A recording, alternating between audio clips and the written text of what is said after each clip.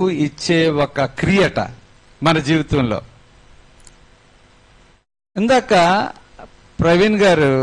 Reverend Praveen గారు చెప్పినట్టు దేవుడు ఓమ్ని పొటెంట్, సర్వశక్తిమంతుడు, ఓమ్ని ప్రజెన్స్, సర్వంత్రయామి, ఓమ్ని షెయింట్, సర్వజ్ఞాని. సర్వంత్రయామి, సర్వజ్ఞాని, దీన్ని ప్రతి దానిలోనూ దేవుణ్ణి చూస్తారు అనే దాన్ని ప్యాంథిజం అంటారు. ఏమంటారు? ప్యాంథిజం. ప్యాంథిజం అంటే చెట్లో దేవుణ్ణి చూడొచ్చు, వీచే గాల్లో దేవుడిని చూడొచ్చు, తిరిగే జంతువుల్లో చూడొచ్చు. ప్యాంథిజం అంటే God is everywhere and in everything, ప్రతి దానిలోనూ దేవుడు ఉంటాడు. అందుకనే ఈవెన్ మన ప్రాంతాల్లో ఉండే నమ్మకం ఏంటంటే ఈవెన్ స్తంభాల్లోంచి కూడా దేవుడు రాగలుగుతాడు. That is called pantheism. అయితే దేవుడు, మన దేవుడు ఓమ్ని సెయింట్, ఓమ్ని పొటెంట్. అయితే మన దేవుడు దూరముగా ఉండే దేవుడు కాదు. Is not transcend, is imminent. Imminent అంటే మనకు దగ్గరగా ఉండే దేవుడు. మనం బైబిల్ గ్రంథంలో చూసినప్పుడు 3 రకాల అనుభవాల్ని మనం చూస్తాం. ఒక వ్యక్తి తన జీవితంలో అన్ని సంపాదించుకున్నాడు. 2 భార్యలను సంపాదించుకున్నాడు, మేకల్ని విస్తారంగా సంపాదించాడు, గొర్రెలు విస్తారంగా సంపాదించాడు, బంగారం విస్తారంగా సంపాదించాడు. సంపాదించిన తర్వాత తన తండ్రి ఇంటికి వెళ్ళాలనుకున్నాడు, దారిలో ఆగాడు, ఒంటరిగా మిగిలిపోయాడు. అప్పుడు తను ఒక పోరాటం చేస్తున్నాడు, దేవునితో పోరాటం. అతనెవరో కాదు, యాకోబు. యాకోబు నేచర్ని బట్టి చూస్తే అన్న కాళ్ళను పట్టుకుని బయటకు వచ్చాడట. తండ్రి మోసగాడు అని పిలిచాడు, ప్రజలు మోసగాడు అని పిలుస్తున్నారు. ఏ పని చేసినా మోసగాడు దృక్పథంలోనే చేస్తామన్నారు. అతను కూడా దానికి అలవాటు పడిపోయాడు ఏమో. తల్లి చెప్పింది, అబ్బాయి నువ్వు డ్రెస్ వేసుకో, నువ్వు తండ్రి దగ్గరికి వెళ్ళు, మీ అన్నీకి ఇచ్చే ఆశీర్వాదాలు పొందేసుకో అని చెప్పింది. అతను స్వాభావికంగా మోసం చేయాలనుకోలేదు. తల్లి చెప్పింది, నువ్వు అలా చెయ్యి అంటే, ఓకే అమ్మ, మరి శాపాలు వస్తాయేమో, no problem, I will take care. నువ్వు డ్రెస్ వేసుకుని నీ అన్నలాగా వెళ్ళు. అలా వెళ్ళాడు, దీవెనలు పొందాడు. కానీ అతను is not considering those are the blessings. అవి ఆశీర్వాదాలని అనుకోవడం లేదు. ఏంటి, భార్యను కలిగి ఉండడం ఆశీర్వాదం అనుకోవట్లేదు, బిడ్డలను కలిగి ఉండడం ఆశీర్వాదాలు అనుకోవడం లేదు, ఆస్తిని కలిగి ఉండడం ఆశీర్వాదాలు అనుకోవడం లేదు. ఒంటరిగా ఉండి ప్రార్థన చేస్తా ఉన్నాడు, దొరికిపోయాడు దేవునికి. దేవుడు ఇతను కలిసి పోరాటం చేస్తా ఉన్నారు. తెల్లవారిపోతుంది, నేను వెళ్ళిపోతాను అంటూ ఉన్నాడు దేవుడు. Theophany, God appears in the form of an angel or a person. It is called theophany. పూర్వం అలా కనిపించేవారట. అప్పుడు ఏం జరిగింది, పోనవ్వకపోతే దేవుడు తుంటి మీద కొడితే తుంటే అతను కుంటుతూ ఉన్నాడు. అప్పుడు అతను పట్టుకుని దేవుడిని ఏమడిగాడు చెప్పండి, నన్ను ఆశీర్వదించు. దేవునికి స్తోత్రం, హల్లెలూయా. నీ మెటీరియల్ బ్లెస్సింగ్స్ ఎన్నున్నా దేవుని యొక్క ఆశీర్వాదం లేకపోతే అవన్నీ సున్నా. నీకు ఆస్తి ఉండొచ్చు, డబ్బు ఉండొచ్చు, సమస్తం ఉండొచ్చు, అధికారం ఉండొచ్చు, ఏదైనా ఉండొచ్చు. కానీ ఎప్పుడైతే దేవుని యొక్క కృప, దేవుని యొక్క ఆశీర్వాదం లేదో నీ జీవితంలో ఏమీ లేనట్టే. ఇన్నున్నా అతనికి సంతృప్తి లేదు. అతనికి భార్య ఉన్నది, బిడ్డలున్నారు, మేకలున్నాయి, మందలున్నాయి, సంతృప్తి అనేది లేదు. అప్పుడు మళ్ళీ దేవుని దగ్గర అంటున్నాడు, నన్ను నీవు ఆశీర్వదించు. నీకు మేకలున్నాయి, నీకు దీవెనే కదా, పొలాలున్నాయి, దీవెనే కదా. అవి దీవెన కాదు, నీవు దీవించాలి. We need a spiritual blessing. మనకి ఆత్మ సంబంధమైన ఆశీర్వాదం కావాలి. నీకు కుమారులు ఉండొచ్చు, కుమార్తెలు ఉండొచ్చు, ఎవరెవరైనా ఉండొచ్చు, కానీ నీకు సంతృప్తి అనేదే లేదు. జీవితంలో శాంతి, సమాధానం అనేదే లేదు. అది కావాలి అనుకుంటే దేవుని సన్నిధిలో పోరాడి దేవుని అడిగి పొందుకోవాలి. దేవునికి స్తోత్రం, హల్లెలూయా. అతను ఎన్ని కలిగి ఉన్నా దేవునితో ఎప్పుడైతే ఇంటరాక్ట్ అయ్యాడో, ఎన్కౌంటర్డ్ విత్ గాడ్, దేవునితో కలిశాడో ప్రార్థన చేశాడో అతని జీవితం మారిపోయింది, అతని పేరు మారిపోయింది, అతని లైఫ్ స్టైల్ మారిపోయింది, అతని నడక మారిపోయింది. అప్పటి నుంచి అతను అందరూ ఇజ్రాయేలు దేవునితో పోరాడి గెలిచిన వాడు అని అన్నారు.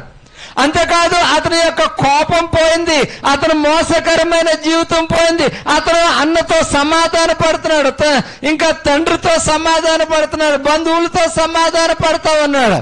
చూడండి, అతను ఎప్పుడైతే దేవునిలోనికి వచ్చాడో ఆశీర్వాదకరమగు జీవితం అంటే అందరితో సమాధానం కలిగి ఉండడం. ఈ రోజున అన్ని కలిగి ఉన్నాయంటే కాదు, సమాధానము కలిగి ఉండడం కూడా దేవునితో సమాధానము, ప్రజలతో సమాధానం కలిగి ఉండడమే ఆశీర్వాదం. మరొక వ్యక్తిని చూస్తాము, ఆయన ఎవరో కాదు, అపోస్తలుడైన పౌలు గారు. ఈయనకి తన దేవుడు అంటే పిచ్చి. ఆ దేవుని కోసం ఇతర దేవతలు దేవుళ్ళని ఆరాధించి వాళ్ళు కొట్టేసేవాడు. నా దేవుని కోసం నేను ఆసక్తి కలిగిన వాడని ఇంటింటా చేసి అందరిని కొట్టేవాడిని, నా దేవుని కోసం ఆసక్తి కలిగిన వాడని అందరిని హింసించేవాడు నేను సాక్ష్యం చెప్తూ ఉంటాడు తన దేవుని కోసం. ఈ రోజుల్లో కూడా ఆ దేవుళ్ళ కోసం ఏం చేస్తున్నారు? చాలా మంది వారి దేవుళ్ళ కోసం ఇతరులను హింసించేవారుగా మనం చూస్తూ ఉన్నాం. ఇదిగో సౌలు వలె వారు కూడా చాలా మంది హింసిస్తూ ఉండొచ్చు, కానీ ఒకానొక దినమున ఎప్పుడైతే నువ్వు ఎన్కౌంటర్ విత్ జీసస్, యేసు క్రీస్తు ప్రభుతో ముఖాముఖిగా వస్తావో నీ జీవితం మారిపోతుంది. మన జీవిత ప్రయాణంలో దేవునితో మనం అనుసంధానం కలిగి ఉండాలి, దేవుని ఎదుర్కోవాలి.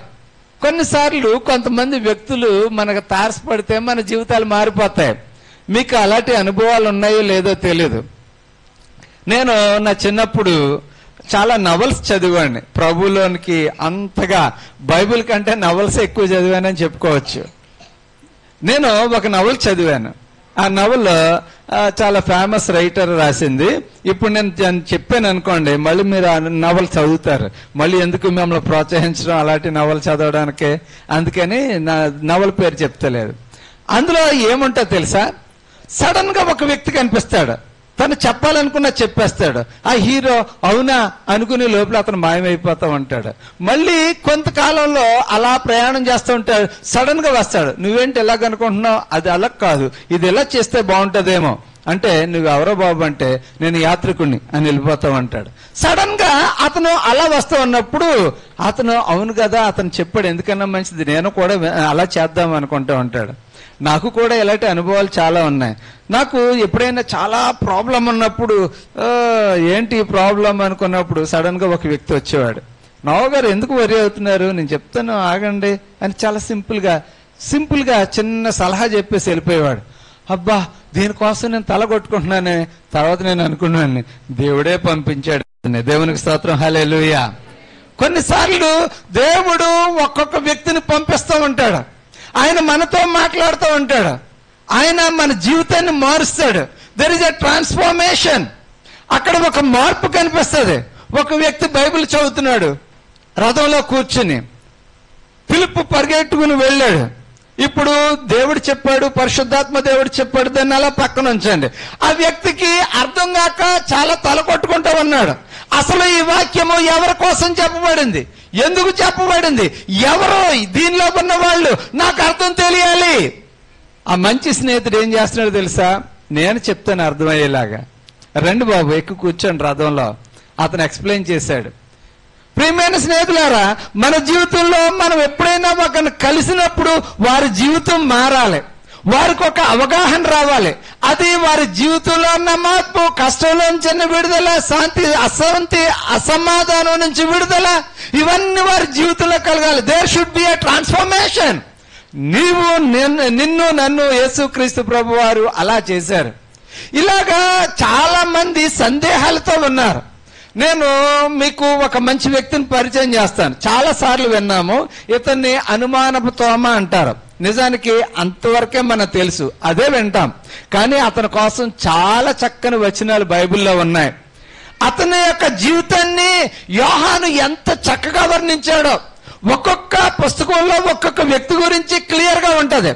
పేతురు కోసం తెలియాలనుకోండి, మార్కు బాగా రాస్తాడు. దానికి కారణం ఏంటంటే, మార్కుని పౌలు గారు బర్నబా ఎప్పుడైతే విడిచిపెట్టేశారో, మార్కు వెళ్ళి అపోస్తులైన పేతురు గారి దగ్గర జాయిన్ అయినప్పుడు పేతురు గారు చాలా చక్కగా ఆ విషయాలన్నీ నేర్పించారు.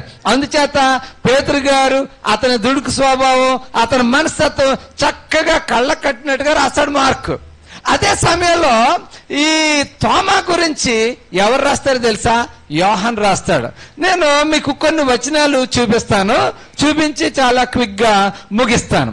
ఇతన్ని కన్ఫ్యూజ్డ్ తోమా అంటారు. కన్ఫ్యూజ్డ్ అంటే ఈ కన్ఫ్యూజ్డ్ ఇన్ ఎవ్రీథింగ్. ప్రతిసారి ఇతనికి అనుమానమే. ఇతను దిదుమ అనే ప్రదేశం నుంచి వచ్చాడు. దిదుమ అనబడిన తోమా. ఇతని కోసం చాలా చక్కగా యోహాను వర్ణిస్తూ ఉంటాడు. ఈ వచనాలన్నీ చదివినప్పుడు నాకు అబ్బా ఎంత ఎక్కువగా ఉందా అని అనిపించింది. ఈ తోమా కోసం శిష్యులలో ఒక శిష్యుడు తోమా. చాలా సార్లు అతని పేరు రాయబడింది. ఒక వచనాన్ని చదువుదాము. యోహాను సువార్త 20వ అధ్యాయము 24వ వచనం ఎవరైనా చదవండి. యేసు వచ్చినప్పుడు 12 మందిలో ఒక్కడైన దిదుమ అనబడిన తోమా. దేవునికి స్తోత్రం, హల్లెలూయా. తోమా ఎక్కడికి పోయాడు? తోమా చాలా మంచి నమ్మకమైన అపోస్తలుడు. అతను ఏమంటారు తెలుసా? ఒకసారి రండి, మన సహోదరుడు లాజరు మరణించి అన్నాడు, మనం వెళ్ళి లేపుదామంటే అందరూ అంటారా, ప్రభువా మళ్ళీ తిరిగి యెరూషలేము వెళ్తావా? నిన్ను రాళ్లతో కొట్టి చంపేసేలాగా ఉన్నారు అని అంటారు. ఒకసారి ఆ వచనం చూద్దాం, చూడండి. ఎక్కడంటే యోహాను సువార్త 11వ అధ్యాయము 16వ వచనంలో ఉంటది. ఒకసారి చూద్దాం. యోహాను సువార్త. అందుకు దిదుమ అనబడిన తోమా, ఆయనతో కూడా చనిపోవుటకు మనమును వెళ్ళుదామని తన తోడి శిష్యులతో చెప్పిన. దేవునికి స్తోత్రం, హల్లెలూయా. అలాగే ఎవరన్నా చెప్పారా? ఎవరు చెప్పలేదు. ఆ పై వచనంలో రాయబడి ఉంది, ప్రభువా మనం అక్కడికి వెళ్ళొద్దు. ఎక్కడ ఉంటదంటే ఇంచుమించు 7వ వచనంలో ఉంటది. 7వ వచనం, ఆయన మనము యోధేకు తిరిగి వెళ్ళుదామని తన శిష్యులతో చెప్పగా ఆయన శిష్యులు, బోధకుడా ఇప్పుడే యోధులు నిన్ను రాళ్లతో కొట్ట చూచుచున్నారే అని చెప్తా ఉంటే, దిదుమ అనబడిన తోమా ఏముంటారు తెలుసా? మనమును ఆయనతో కూడా చనిపోవుటకు వెళ్ళుదాము. దేవునికి స్తోత్రం, హల్లెలూయా. ఎంత మంచి నిర్ణయం. మనతో చాలా మంది ఉంటారు, వాళ్ళు మనల్ని మోసగించడానికి ఉంటారు, మనం ఎగతాళి చేయడానికి ఉంటారు, మన మీద కుదిరితే సటైర్లు వేయడానికి ఉంటారు, జోకులు వేయడానికి ఉంటారు. అలాగా మనము కూడా ఆయనతో ఉన్నాం, ఆయనతో కలిసి భోంచేద్దాం, కలిసి చనిపోదాం అనే నిర్ణయంతో ఎవరు ఉండరు. ఈ దిదుమ చాలా మంచి నమ్మకమైన అపోస్తలుడు. అందుకని అతను ఏమన్నాడు తెలుసా? మనము కూడా చనిపోదామండి, నడండి వెళదాం. కొన్నిసార్లు లీడర్షిప్ లో ఇలాంటి తెగింపు అవసరం. ఎలాంటి తెగింపు అంటే, ఆయనతో మనం ఉన్నామా, ఆయనతోనే కలిసి మనం జీవిద్దాం, అంతేగాని మనం వెనక్కి తగ్గొద్దు, రండి వెళదాం. ఎంత మంచి నిర్ణయం. ఇంత చక్కని దిదుమ అనబడిన ఈ తోమా ఎప్పుడైతే యేసుక్రీస్తు ప్రభు వారు సిలువేయబడ్డారో, సమాధి చేయబడ్డారో, ఆయనకి కన్ఫ్యూజన్ వచ్చేసింది. ఎలాంటి కన్ఫ్యూజన్ తెలుసా? ముందు కూడా ఇలాంటి కన్ఫ్యూజన్ ఎదుర్కొన్నాడు. ఏంటి ఆ కన్ఫ్యూజన్ అంటే, ఒకసారి యేసుక్రీస్తు ప్రభు వారు అంటారు, మనిషి కుమారుడు చనిపోతాడు అంటే ఈయనకు అర్థం కాలేదు. ఎవరికి అర్థం కాలేదు? దిదుమ అనబడిన తోమాకు అర్థం కాలేదు. ఆయన అర్థం చేసుకోలేకపోయాడు. ఉదాహరణకి యోహాను సువార్త 10వ అధ్యాయము 18వ వచనం చూద్దాము. ఎవడును నా ప్రాణము తీసుకొనడు, నా అంతటా నేనే దాన్ని పెట్టుచున్నాను. దేవునికి స్తోత్రం, హల్లెలూయా. ఇప్పుడు ఎవడు నా ప్రాణం తీసుకోడు అని చెప్పాడు యేసు ప్రభు వారు. మరి వాళ్ళందరూ కలిసి ఆయన సిలువేసేశారు. ఏంటి సంగతి? అంత నేను 3.5 సంవత్సరాలు ఆయన అనుసరించింది అబద్ధమేనా? నిజంగా ఆయన సిలువ వేయబడకుండా ఉంటే ఎంత బాగుండేది. అతనికి ఒక కన్ఫ్యూజన్ స్టార్ట్ అయింది. దానికి ముందు కూడా యేసుక్రీస్తు ప్రభు వారు అంటారు, నేను పరలోకం వెళ్ళాలయ్యా అంటే ఆయన అంటాడు, నీతో పాటు మేము వచ్చేస్తాం, నువ్వు ఎక్కడ ఉంటావు చెప్పని అంటాడు. చూడండి ఒకసారి యోహాను సువార్త 14వ అధ్యాయం కొన్ని వచనాలు చదువుతాను. మీ హృదయమును కలవరపడనీయకుడి, దేవుని యందు విశ్వాసం ఉంచున్నారు, నా యందును విశ్వాసం ఉంచుడి అని చక్కగా చెప్పి నేను మీకు స్థలము సిద్ధపరచ వెళ్ళుచున్నానంటే ఎవరు మాట్లాడరు? ఎవరు మాట్లాడతారు తెలుసా? ఈ తోమాయే మాట్లాడుతున్నాడు. ఏమంటున్నాడు చూడండి 5వ వచనం. అందుకు తోమా, ప్రభువా ఎక్కడికి వెళ్ళుచున్నావో మాకు తెలియదే. దేవునికి స్తోత్రం, హల్లెలూయా. అందుకనే ఇతని సందేహాలు తోమా అని అన్నారు. పేతురు గారినేమో దుడుకు స్వభావం కలిగిన వ్యక్తి అని అన్నారు. ఈయనేమో సందేహాలు. కానీ ఇతని సందేహాలు మనకు కూడా ఇంచుమించు అలాగే ఉంటాయి. మన లైఫ్ కేవలము ఈ దిదుమ అనబడిన తోమాలా ఉంటది. ఒక్కొక్కసారి కొన్నిసార్లు యేసుక్రీస్తు కోసం నేను జీవిస్తాను, మరణిస్తాను అని అంటాం. కానీ ఇది నిజమేనా? ఇంత తెగింపు మనకు అవసరమా అనే ఆలోచనలు కూడా మనకు వస్తూ ఉంటాయి. దిదుమ అనబడిన తోమా వేసిన ఈ ప్రశ్న మొత్తం థియాలజీలో ఒక గొప్ప సంచలనం, మానవ జీవితానికి ఒక గొప్ప అర్థాన్ని ఇస్తూ ఉంటది. నీవు వెళ్లే మార్గం మాకు తెలీదు. దేవునికి స్తోత్రం, హల్లెలూయా. దైవత్వాన్ని అర్థం చేసుకోలేకపోయాడు. ఇప్పుడు యేసు ప్రభు వారిని అడుగుతున్నాడు, ప్రభువా నువ్వు ఎక్కడికి వెళ్తావో మాకు తెలియచేయి. కన్ఫ్యూజ్డ్ థామస్, ఇప్పుడు కన్విన్స్డ్ థామస్. ఎప్పుడైతే యేసుక్రీస్తు ప్రభు వారు అతన్ని విడిచిపెట్టలేదు తెలుసా? యేసుక్రీస్తు ప్రభు వారు ఆయన విడిచిపెట్టలేదు. ఇప్పుడు ఏం చేస్తున్నారు? మరలా 20వ అధ్యాయము 24వ వచనంలోకి వద్దాం. యేసు వచ్చినప్పుడు 12 మందిలో ఒక్కడైన దిదుమ అనబడిన తోమ వారితో లేకపోయాను గనుక తక్కిన శిష్యులు మేము ప్రభువును చూచితమని అతనితో చెప్పగా అతడు ఏమంటున్నాడు చెప్పండి? నేను ఆయన చేతులలో మేకుల గుర్తులను చూచి నా వేల మేకుల గుర్తులో పెట్టి నా చెయ్యి ఆయన ప్రక్కలో ఉంచితేనే గాని నమ్మనని 8 దినములైన తర్వాత ఆయన శిష్యులు మరలా లోపల ఉన్నప్పుడు తోమ వారితో కూడా ఉండను. తలుపులు మూయబడి ఉండగా యేసు వచ్చి మధ్యను నిలిచి మీకు సమాధానము కలుగునుగాక. తర్వాత తోమాను చూచి నీ వ్రేలు ఇటు చాచి నా చేతులు చూడుము, నీ చేయి చాచి నా ప్రక్కలో ఉంచుము, అవిశ్వాసివి కాక విశ్వాసివై ఉండమని చెప్పాను. దేవునికి స్తోత్రం, హల్లెలూయా, హల్లెలూయా. కొన్నిసార్లు ఇలాగే ఇప్పుడు కన్ఫ్యూజన్ స్థితిలో నుంచి కన్విన్స్ చేయబడిన స్థితిలోనికి వచ్చాడు. దానికి కారణం ఏంటంటే మొట్టమొదట యేసు ప్రభునట నా దేవా నా ప్రభువా నా దేవా అని పిలిచింది ఎవరట? తోమాయే. అప్పుడు వరకు ఏ యూదుడు అంటే యోధా మతంలో ఉండేవారు యేసుక్రీస్తు ప్రభువును ప్రభువుగా పిలవలేదు, దేవునిగా పిలవలేదు. మొట్టమొదట పిలిచింది ఈ యోధానే. శిలువ మరణం తర్వాత ఎంత కన్ఫ్యూజన్! ఏంటి, యేసుక్రీస్తు ప్రభువారు చాలా శక్తివంతుడని నమ్మాను, ఆయనకు అనేక అద్భుతాలు చేశాడు అని ఒక కన్ఫ్యూజన్ స్టేట్ లో ఉన్నాడు. మానవులమైన మనం కూడా చాలా కన్ఫ్యూజన్ స్టేట్ లో ఉంటాం. ఆయనకి ఏ విధమైన క్లూ దొరకలేదు. ఆ యేసు ప్రభు కోసం గాని క్రైస్తవ్యం కోసం గాని ఆయన అనుసరించడం కోసం గాని ఏ విధమైన మార్గం దొరకలేదు. ఆయనకు ఒక డైరెక్షన్ లేదు. ఇప్పుడు నేను ఏం చేయాలి? అందుకనే యెరూషలేము విడిచిపెట్టి పారిపోయాడు, శిష్యులను విడిచిపెట్టిపోయాడు. మళ్ళీ ఎక్కడ పోతాడు? తిరిగి వచ్చి మళ్ళీ శిష్యులతో కలుసుకున్నారు. అప్పుడు శిష్యులు యేసుక్రీస్తు ప్రభు కోసం చెప్తే అది నిజమా అనుకున్నాడు. అతను ఎప్పుడు ఒక విచార వదనంతో ఉండేవాడు అనమాట. మన జీవితాల్లో కూడా చాలా సార్లు మనం ఏం చేస్తామంటే అలా చాలా విచారవాదనలో ఏదో పోగొట్టుకున్నట్టు ఏదో లేనట్టు ఉంటాం. ఆ ప్రభు కోసం చెప్పినప్పుడు అవునా అది నిజమేనా, సరేలే చూద్దాంలే, నేను నా చేయి పెట్టి తాకి చూస్తేనే కానీ నేను నమ్మను అనేంత పెసిమిస్టిక్ వ్యూ, అంటే నిరాశావాదంలోనికి వెళ్ళిపోయాడు. చాలా మంది జీవితాలు అలాగే ఉన్నాయి. ఏదైనా జరుగుతుంది ప్రార్థన చేయను, జరిగినప్పుడు చూద్దాంలే, ఇంకో ఇన్ని ప్రార్థనలు చేశాను, ఇంత కానుక ఇచ్చాను, ఇన్నిసార్లు అంతమంది దైవజనులతో ప్రార్థన చేస్తున్నాను, నా జీవితానికి ఏం మార్పు లేదు అనుకునేంత సందేహాల్లోనూ పెసిమిజంలోనూ ప్రజలు నిరాశ నిస్పృహలతో ఉంటారు. అయితే అటువంటి వారికి యేసుక్రీస్తు ఇచ్చే ఒక గొప్ప సందేశం, ఆయన దర్శనము. ఎప్పుడైతే ప్రభువారు దర్శించారో నీ జీవితం నా జీవితం మారిపోతుంది. దేవునికి స్తోత్రం, హల్లెలూయా. యేసుక్రీస్తు ప్రభువారట 40 దినాలు భూమి మీద కనిపించారట. ఆయన 40 దినాలు కనిపించి ఏం చేశారు? ఇదిగో ఏటి వారు అందరికీ తర్బీదు ఇచ్చారు. ఏంటి తర్ఫీదు? మీరు వెళ్ళి సమస్త జనులను నాకు శిష్యులుగా చేయండి అని చెప్పారు.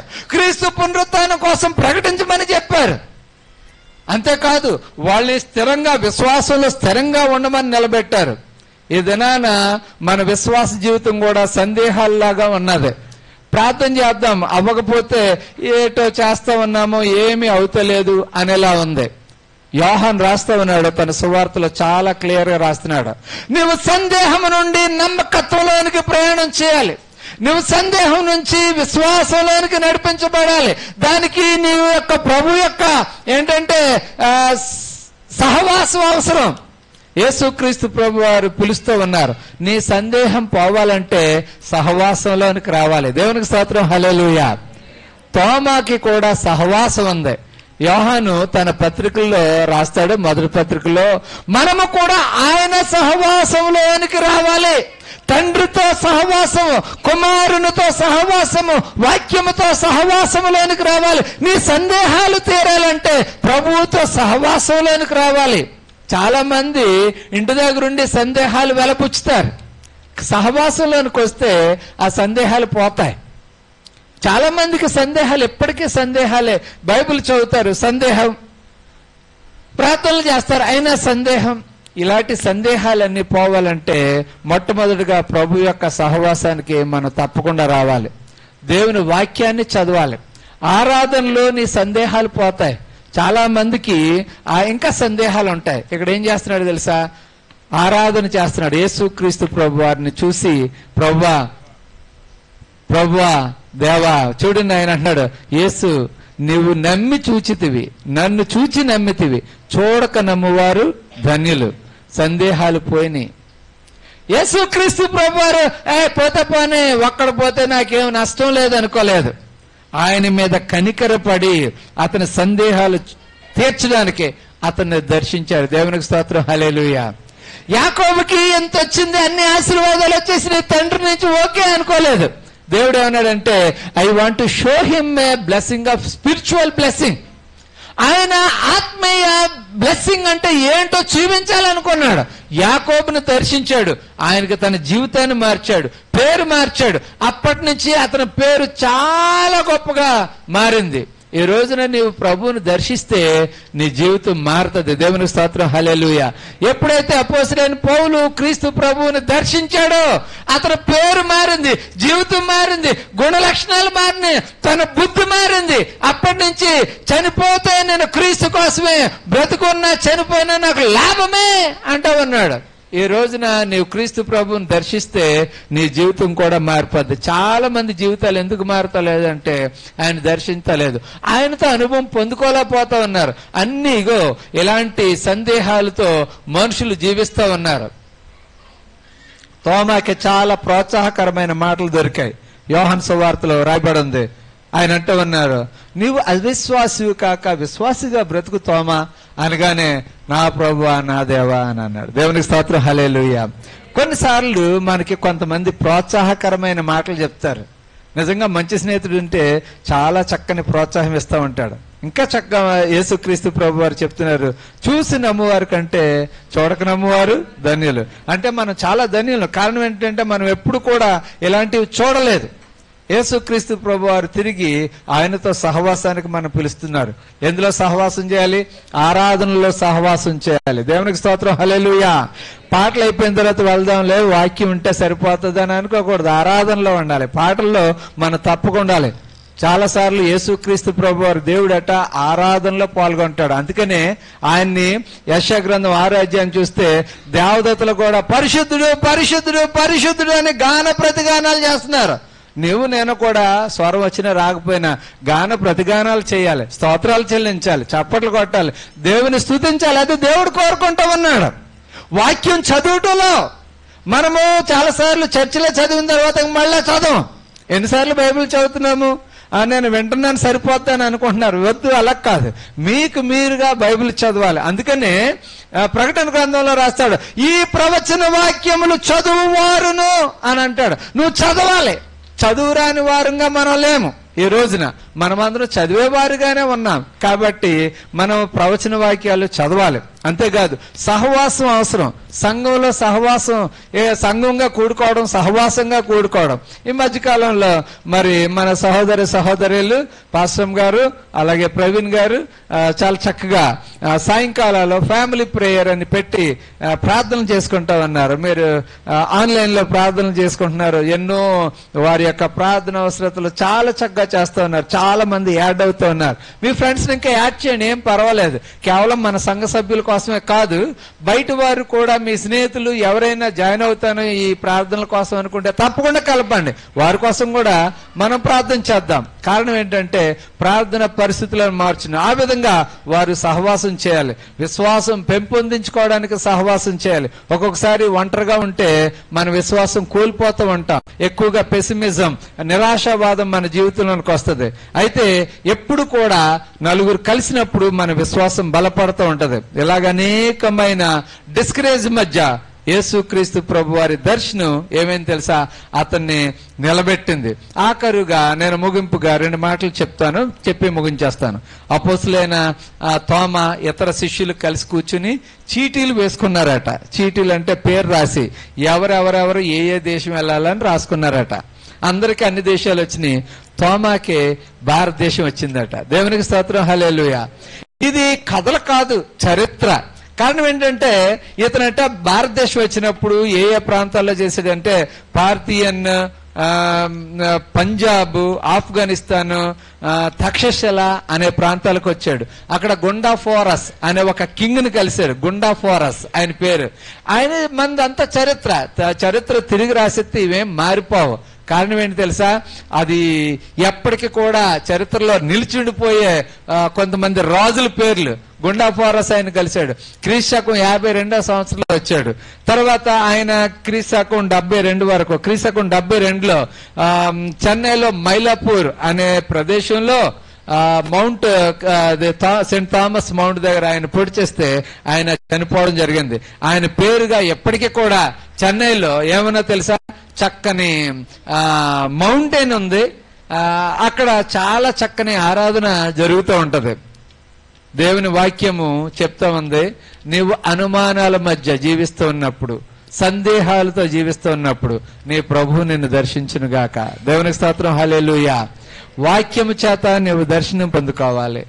దేవుని యొక్క సేవకుని చేత దర్శనం పొందుకోవాలి. నీ సందేహాలు పోవాలంటే ఆరాధనకు రావాలి. నీ సందేహాలు పోవాలంటే వాక్యం చదవాలి. నీ సందేహాలు పోవాలంటే ఏం చేయాలి? సహవాసంలో ఉండాలి.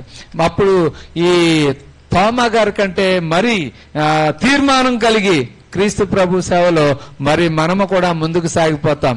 ఈ రోజు మరి చాలా చక్కని రోజు. Transforming our lives. మన జీవితాలు ఎలా మారుతాయి తెలుసా? ప్రభువుతో మనం మాట్లాడినప్పుడు మాత్రమే మన జీవితాలు మారుతాయి. పౌలు గారు ఏమంటున్నారు తెలుసా? నన్ను హింసించేది ఎవరు? నన్ను ప్రభువా నీవు ఎవడవు అంటా ఉంటే ప్రభు వారు అంటారు, నీవు హింసించున్న యేసును. చాలా మందికి ఈ దర్శనం అవసరం ఈ రోజుల్లో కూడా. ఆ ప్రభు యొక్క దర్శనం ఎప్పుడైతే వచ్చిందో నీ పేరు మారుతుంది, నీ గుణ లక్షణాలు మారుతాయి, నీ బుద్ధి మారుతుంది, మన యొక్క విశ్వాసం మారుతుంది, మన సందేహాలు తొలగిపోతాయి. ఆ విధంగా మన ప్రభులోనికి విశ్వాసంలో దినదినము ఎదగడానికి ఎంతో అవకాశం ఉంటుంది. ఒకవేళ మన జీవితం ఇంకా మారకపోతే ప్రభువా నన్ను దర్శించు అని ప్రార్థన చేద్దాం. యాకోబు యబ్బేకు రేవు దగ్గర ప్రార్థించిన ప్రార్థన వలె మనము కూడా దేవునితో పోరాడదాం. మోకాళ్ళ మీద పోరాడదాం, ఇంటి దగ్గర ప్రార్థనలో పోరాడదాం, సంఘంలో పోరాడదాం. ప్రభువా నన్ను దర్శించు, నా పేరు మార్చు, నా జీవితం మార్చు, నా విశ్వాసంలో నన్ను స్థిరపరచని అడుగుదాం. దయచేసి మనం అందరూ కూడా కళ్ళు మూసుకుందాం, ప్రార్థన చేద్దాం. హల్లెలూయా, హల్లెలూయా, హల్లెలూయా, హల్లెలూయా, హల్లెలూయా.